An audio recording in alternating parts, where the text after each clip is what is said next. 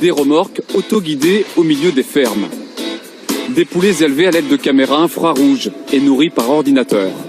Et des légumes qui poussent sans lumière du soleil. L'agriculture hollandaise est l'une des plus technologiques au monde. Mais est-ce le modèle à suivre pour aider les agriculteurs à s'en sortir? Au milieu des polders hollandais, une étable de 7000 m² qui abrite 300 vaches laitières. Pour s'en occuper, un agriculteur et une seule employée.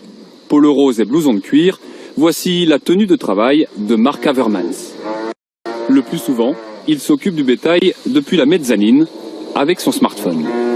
Je suis en train de lancer le robot qui va nettoyer l'allée des vaches. En 5 ans, il est passé de 85 à 300 vaches, parquées toute l'année dans cette étable qui ressemble à une serre. On a un ordinateur qui gère la température de l'étable et qui contrôle tout. Le soleil, le vent qui rentre, s'il pleut, l'humidité, la température. Résultat, des vaches moins souvent malades et donc plus productives.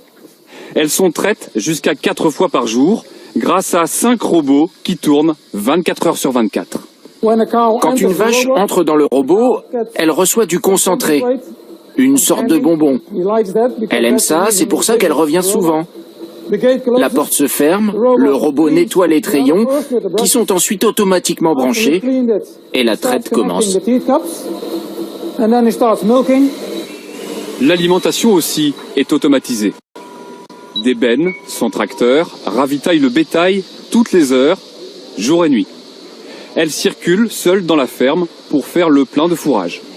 Un équipement high-tech de 700 000 €, un investissement colossal pour Mark, loin d'être amorti en raison des prix trop bas du lait en ce moment. L'hyper-automatisation des fermes permet aujourd'hui aux éleveurs néerlandais d'avoir des cheptels 2 fois plus gros qu'en France en moyenne et d'être plus rentables aussi, une logique copiée aujourd'hui par d'autres secteurs de l'agriculture aux Pays-Bas. Un pari sur l'avenir qui peut rapporter. Toine Colberts aussi a innové pour faire grandir son élevage. 120 000 poulets aujourd'hui contre 25 000 avant. Ça ne se voit pas au premier coup d'œil, mais le hangar est truffé d'appareils. Dans cette boîte, il y a un micro. Au son des poulets, je peux entendre de la maison s'il n'y a pas d'eau. Et dès que quelque chose ne va pas, je l'entends. Au plafond, des caméras infrarouges surveillent les poulets en permanence. L'ordinateur analyse lui-même les images et peut déclencher les systèmes de chauffage ou de ventilation. Là, on peut voir la répartition.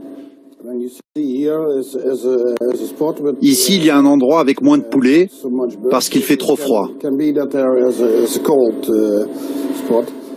Depuis qu'il a ce dispositif, l'éleveur affirme avoir réduit la mortalité dans son élevage et a augmenté ses bénéfices. Plus de rentabilité et d'efficacité, c'est aussi ce que cherchent ces ingénieurs agronomes.